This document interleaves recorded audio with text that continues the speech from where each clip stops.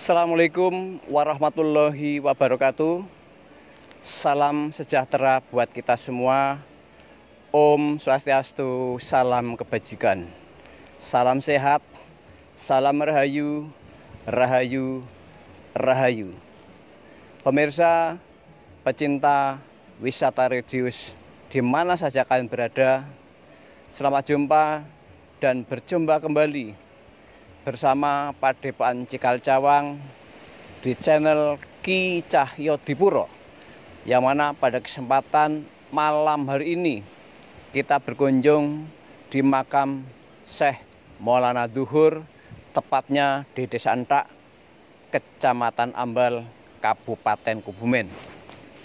Konon ceritanya Syekh Maulana Dzuhur adalah seorang ulama besar pada masa pemerintahan Panembahan Senopati Mataram Islam.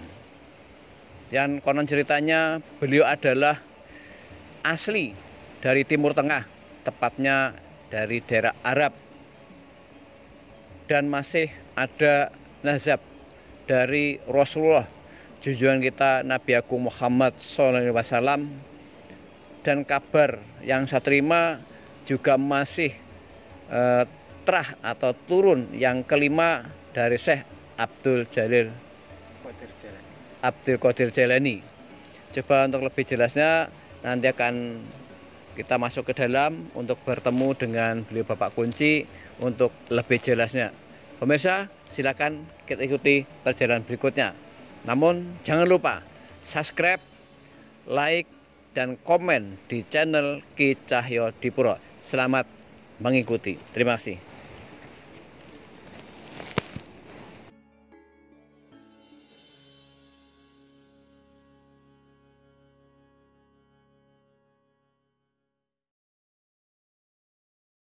Pemirsa, di mana saja kalian berada, pada kesempatan malam hari ini kita sudah berada di lokasi makam Syekh Maulana Dzuhur yang konon ceritanya adalah dari Timur Tengah, tepatnya Arab. Konon ceritanya juga masih nazab dari Rasulullah Kanjeng Nabi Agung Muhammad SAW. Namun kebenarannya atau bagaimana akan kita tanyakan kepada beliau Bapak Kunci yang merawat keberadaan makam ini. Baiklah, dipersilakan Bapak untuk memperkenalan dulu pada pemirsa untuk menjelaskan tentang keberadaan Syekh Maulana Dzuhur. Apa benar masih nazab dari Kanjeng Nabi Agung Muhammad SAW, atau juga benar ulama besar dari Mataram Islam yang pada waktu itu adalah beliau Panembahan Senopati Ngalogo. Monggo Pak. Nama saya Bapak Slamet yang merawat makam Simbah Syekh Maulana Dzuhur. Dia adalah masih keturunan dari Syekh Qadir Jailani yang kelima.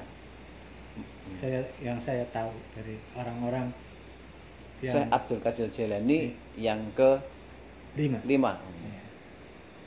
Saya sekian dan terima kasih. Setahu saya dari orang-orang yang punya kelebihan. Baik, terima kasih ya Pak Slamet. Tadi sudah menyampaikan bahwa beliau ulama besar dari Timur Tengah, tepatnya dari Arab, juga menjadi ulama besar pada pemerintahan Mataram Islam yang pada waktu itu dipimpin oleh Panembahan Senopati.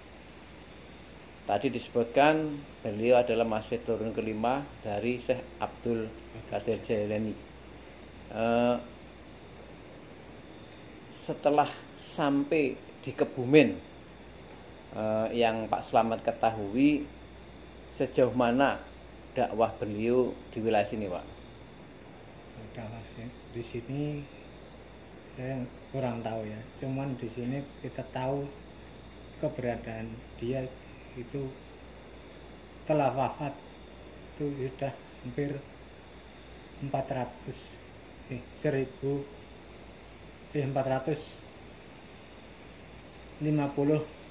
tahun dari sekarang. 450 tahun. Padahal kalau tidak salah itu beliau Panembahan Senopati berkuasa pada tahun 1581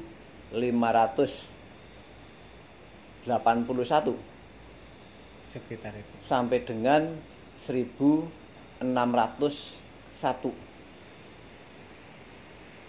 Berarti sejak awal ini ya beliau berada di wilayah Mataram Islam sebagai ulama besar di sana. Beberapa informasi referensi yang saya buku yang saya baca, beliau juga memiliki karisma yang sangat luar biasa, juga mempunyai beberapa peninggalan yang berwujud pusaka. Apa Pak Slamet juga tahu nama-nama pusaka itu? Saya itu nggak tahu, tapi orang-orang yang melihat itu Ya. banyak yang tahu. Apa saja Pak? Paham nggak Pak? Saya nggak tahu, soalnya saya cuma merawat apa adanya. Di sini adalah makam menurut saya, jadi kita rawat yang sebenarnya. Pemirsa, Pak Slamet di sini memang belum begitu paham tentang pusaka yang dimiliki. Konon kabarnya di sana memang ada namanya besi kuning, juga keris. Apa keris namanya? Ya untuk pemirsa lebih paham lagi bisa dibaca beberapa referensi di buku maupun di Google juga ada. Baik. Konon kabarnya hal ini juga sudah ada yang dipercaya untuk merawat tinggalan-tinggalan itu. Pak Slamet sudah paham belum kira-kira siapa? Belum. Belum tahu juga ya. Ya karena pemirsa Pak Slamet itu di sini memang pada dasarnya adalah hanya merawat tempat ini hingga kelihatan bersih seperti ini. Tempat ini menjadi mulai dikenal atau terutama dikenal dulu. Itu kira tahun berapa? 2012. 2012. Mulai dikenal ya? Mulai dikenal. Terus ini mulai bangunan ini 2014, 2016 mulai dibangun. Kalau boleh tahu yang memperkasai bangunan ini siapa dan dari mana Pak? Ini swadaya. Swadaya desa? Swadaya dari orang-orang yang infak kita kumpulkan untuk bangunan. Jadi pemirsa, bangunan yang sebesar ini ternyata itu swadaya dari masyarakat sini yang mendapatkan beberapa infaknya di sini dikumpulkan sehingga menjadi tempat yang begitu indah, bagus untuk para peziarah yang datang ke sini. Ya juga cukup nyaman Pak ya, cukup nyaman. Jadi kalau ada pemirsa yang ingin ziarah di makam Syekh Maulana Duhur, tidak perlu repot-repot lagi, hanya datang ketemu Pak Slamet langsung bisa melakukan doa di tempat ini. Bulan yang paling ramai Pak, bulan yang paling ramai didatangi peziarah itu pada bulan apa Pak ya? Kalau yang bulan paling ramai itu bulan Ruwah. Bulan Ruwah. Bulan Arwah. Arwah dan itu yang datang apa hanya lokal Kebumen? Dari semua wilayah. Dari semua wilayah, termasuk wilayah di luar Jawa. Luar Jawa. Di luar Jawa misalnya Sumatera ada, itu. Sumatera ada, Kalimantan. Pernah ada. Jadi pemirsa yang datang berziarah ke sini kecuali dari wilayah Kabupaten Kebumen, kota-kota lain di Kebumen, misalnya ada dari Purworejo, Banyumas, Purwokerto, Tegal, bahkan dari Jawa Timur ada, dan tadi disampaikan juga dari luar Jawa seperti Sumatera, Kalimantan, Sulawesi juga ada. Berarti beliau Syekh Maulana Zuhur memang sudah dikenal di mana-mana. Dia memang mempunyai karamah yang sangat luar biasa di dalam syiar agama Islam, terutama di Nusantara, yang pada saat itu juga datang ke wilayah Kabupaten Bumen. Baiklah pemirsa, demikian tadi beberapa informasi yang saya dapatkan dari beliau Bapak Slamet. Namun sebelum saya lanjutkan, pemirsa dan saudara-saudaraku, sahabat-sahabatku, pecinta wisata religius, jangan lupa subscribe, komen, dan like di channel Ki Cahyo Dipuro. Baik, kita lanjutkan Pak Slamet. Di dalam bulan Ruwah itu kegiatan ini apakah sekedar peziarah yang datang ke sini saja, atau mungkin ada upacara-upacara tertentu, Pak? Itu cuman peziarah. Dan masyarakat sini itu ya biasanya itu ada selamatan. Selamatan? Ya. Apa merti bumi gitu? Atau apa gimana istilahnya? Istilahnya ya khol. Khol. Oh ya, peringatan ya. Iya. Khol atau peringatan ya. Peringatan berarti peringatan waktu dibangunnya apa peringatan wafatnya ya? Wafatnya. Wafatnya tanggal berapa itu? Ingat Bapak? Enggak. Cuman dari orang-orang yang apa ya?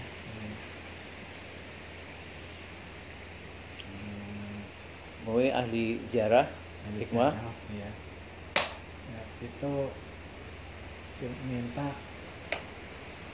setiap arwah, bulan arwah Ya. itu hari Minggu Kliwon. Setiap bulan arwah hari Minggu Kliwon. Ya. Itu diadakan selamatan Di lokasi ini. di lokasi. Ya pemirsa, tadi setiap bulan Ruwah, setiap tahun setahun sekali Pak ya. Itu tepatnya di hari Minggu Kliwon ya. Hari Minggu Kliwon di sini diadakan selamatan, yang tidak lain adalah memohon doa kepada Tuhan Yang Maha Esa supaya diberi barokallah ya di tempat ini, di tempat yang mempunyai aura sangat positif, karena kebetulan di sini dimakamkan seorang ulama besar dari Arab, yaitu beliau Syekh Maulana Zuhur. Kecuali nama itu, apa ada nama lain ya? Kalau saya sedikit membaca itu ada istilahnya Gunung Tugel, apa memang tempatnya di sini Gunung Tugel namanya? Ini sayembara. Kalau ada tempat sayembara, Ya. beliau adalah, nah itu sayembaranya dengan agama pendeta Katolik, Kristen ya. Itu untuk boleh menyiarkan agama Islam di sini, minta dibuatkan sungai. Terus wonten Rawa Jombor, dan mriku Banudhur niku salahnya nggih angsal nyarakan agama Islam, tapi pendetane niku nyuwun damelaken kali. Terus nggih mbucal toya teng Rawa Jombor. Jadi pemirsa, konon ceritanya ini tadi dari Pak Slamet menyampaikan bahwa istilah itu ada semacam sayembara dengan pendeta ya, boleh menyebar agama Islam di daerah sini dengan syarat minta dibuatkan sungai atau kali yang airnya untuk mengalirkan ke Jombor tadi ya. Membuang Rawa Jombor. Membuang Rawa Jombor ke laut. Ini sekedar istilahnya kesungguhan, keseriusannya ya, sehingga itu terjawab membuat sungai untuk mengalirkan, dan akhirnya Syekh Maulana Zuhur sempat untuk melakukan syiar Islam di daerah ini. Ya pemirsa, demikian tadi beberapa informasi dari beliau Bapak Slamet. Mungkin ada pemirsa yang kurang paham, nanti bisa dilanjut lagi pada kesempatan-kesempatan yang lebih baik. Baiklah, sekarang sebelum kita akhiri, di sini tempatnya sangat luas. Ini adalah makam beliau Syekh Maulana Zuhur yang ditutup kelambu. Bisa dibuka Pak ya? Ilahilotil Mustafa.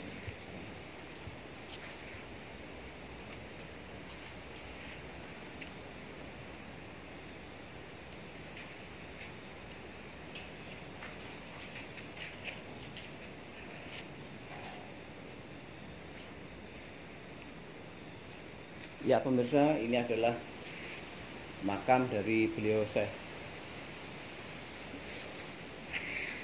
Maulana Zuhur yang sudah tertata rapi dan ditutup dengan kelambu berwarna hijau pupus ya. Yang berziarah ke sini kecuali memberikan doa-doa ya, dengan membacakan tahlil atau mungkin beberapa doa yang lain. Apakah ada pengunjung atau peziarah yang datang ke sini dengan membawa bunga atau mungkin dupa? Ada nggak Pak? Kalau itu banyak lah, bunga itu terserah kepribadian, kepercayaan Masing-masing. Ya, yang penting itu hati kita ya. Untuk masalah bunga dan dupa itu sebagai sarana. Yang penting hati kita. Yang penting hati kita betul-betul memohon kepada Allah Subhanahu wa taala supaya akan diberi kemudahan semuanya, dan beliau karomah dari Syekh Maulana Zuhur supaya bisa tersebarkan oleh masyarakat sehingga lebih paham lagi di dalam penyebaran agama Islam. Baiklah pemirsa, tidak heran karena di daerah sini, tepatnya Desa Ngentak ya Pak, Kecamatan Ambal, Kabupaten Kebumen, mungkin karena punya karomahnya Syekh Maulana Zuhur, maka di desa ini banyak sekali para pejabatnya, mungkin para ulama besarnya di wilayah Kecamatan Ambal. Untuk terutamanya adalah di Desa Ngentak. Leres Pak nggih. Di sini banyak pejabat-pejabat atau mungkin ulama besar Pak nggih. Itu adalah salah satunya, dimungkinnya adalah karomah dari beliau Syekh Maulana Zuhur. Pemirsa, ini tadi adalah lokasi dimakamkannya Syekh Maulana Zuhur. Terus itu yang di sebelah bawah ada nggak makam Pak? Di sebelah bawah itu makam umum. Makam umum. Makam umum. Terus waunen itu makam umum. Terus masyarakat mereka kan awalnya itu nebang kajeng teng mriki, terus dia melalui mimpi, terus wonten ahli syarah sing jenenge papan panggenane, terus papan panggenane. Jadi pemirsa, ibaratnya ditemukannya makam ini berawal dari seorang masyarakat yang menebang kayu ya. Masyarakat mau bangun masjid, menebang kayunya. Menebang kayu di makam umum. Makam umum ya. Iya. Kemudian mendapatkan mimpi. Setelah masjid jadi itu tangan masjid itu diberi mimpi oleh beliau. Akhirnya ada orang Anisara itu menjaga karomah saking dari Jogja. Jadi ada ahli ziarah yang dari Jogja ya, yang kemudian bisa mengungkap keberadaannya Syekh Maulana Zuhur dimakamkan di Desa Ngentak, Kecamatan Ambal, Kabupaten Kebumen dari Yogyakarta. Pesen mboten Pak? Asmane sinten?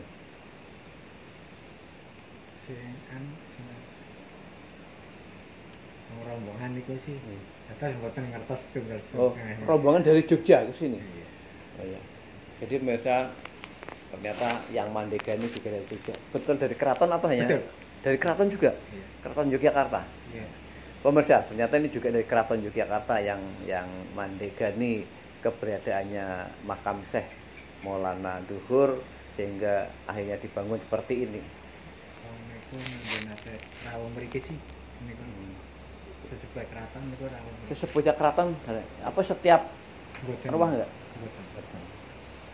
Itu cuman ben niku ngrawuh mriki teng mriki termasuk peresmian niku carane ketemu kami niki.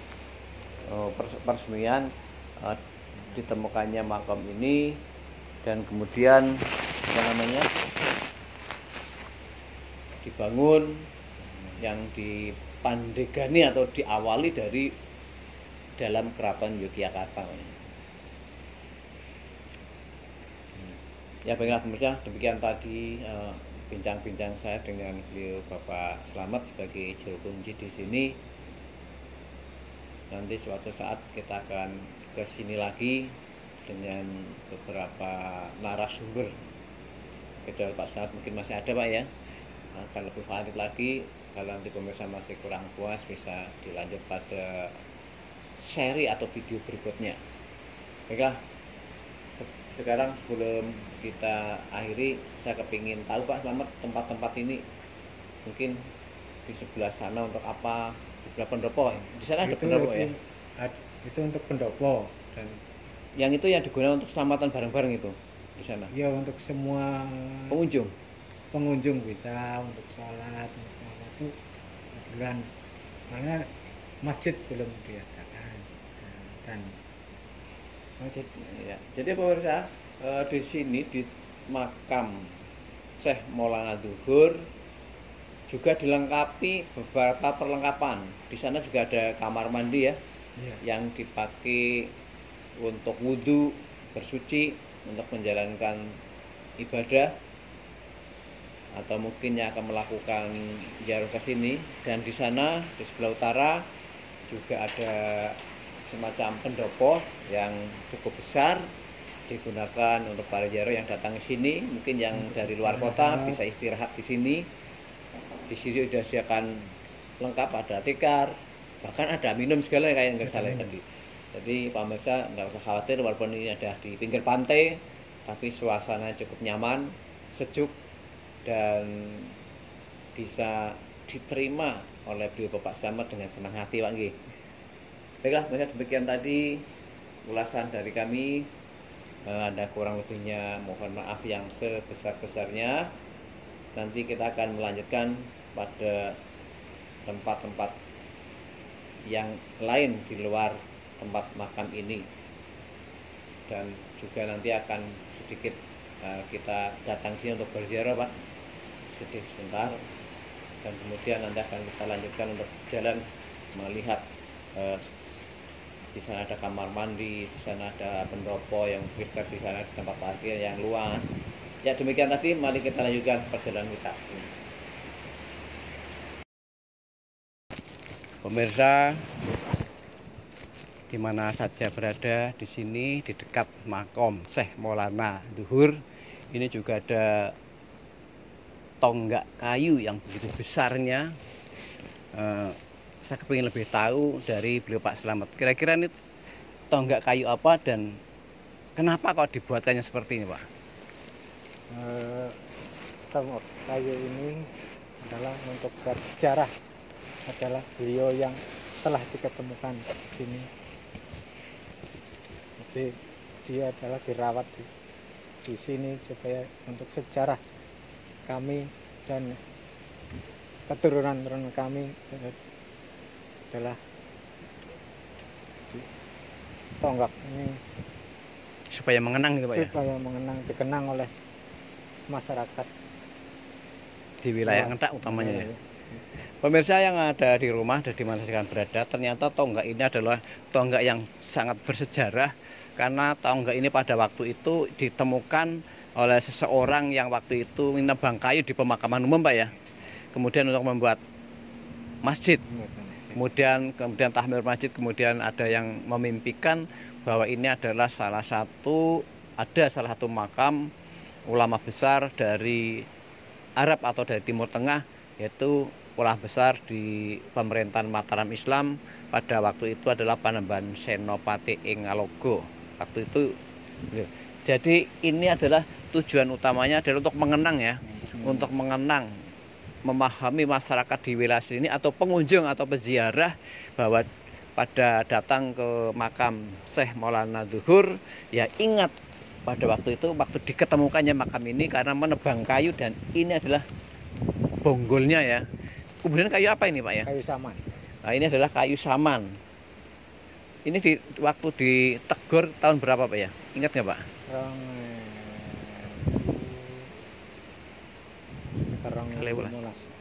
Ya, ini ditebang sekitar tahun 2015. Kemudian dibangun, kemudian dipandegani atau dipimpin oleh kerabat Keraton Ngayogyakarta ya. Kalau namanya Pak Slamet kurang paham, saya juga tidak begitu paham. Nanti bisa pemirsa perhatikan atau lihat pada video berikutnya. Kalau di dalam kami membaca beberapa buku atau narasumber dari wilayah ini, kecuali beliau Bapak Slamet. Terima kasih. Ini adalah kayu sebagai kenang-kenangan untuk mengingatkan peristiwa ditemukannya makam Syekh Maulana Zuhur di Desa Entak, Kecamatan Amban. Terima kasih. Mari kan kita lanjutkan ke tempat lain. Ya pemirsa, setelah tadi kami menanyakan tentang bonggol kayu yang ada di sebelah barat sana, sekarang saya sudah ada di pendopo ya Pak ya. Ini awalnya pendopo apa boleh di masyarakat atau memang swadaya atau memang ada orang yang ibaratnya memberikan ini untuk ditempatkan di sini?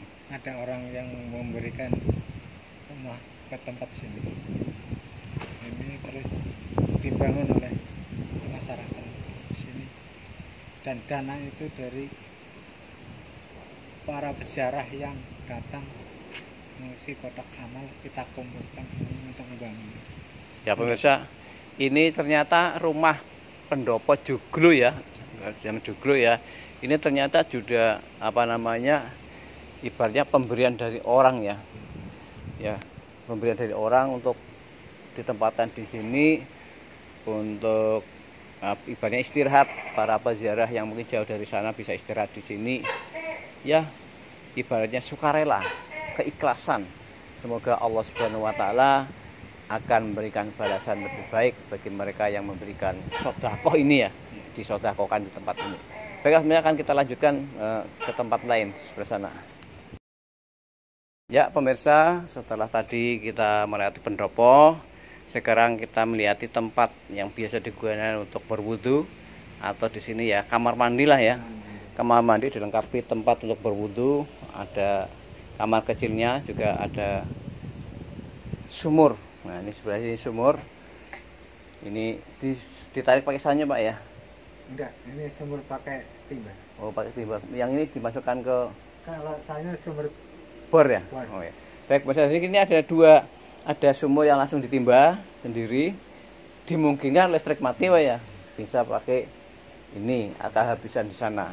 Ya jadi pemirsa, kalau pemirsa di mana saja kalian berada mau melakukan ziarah ke tempat ini, di sini sudah disediakan fasilitas yang cukup memadai.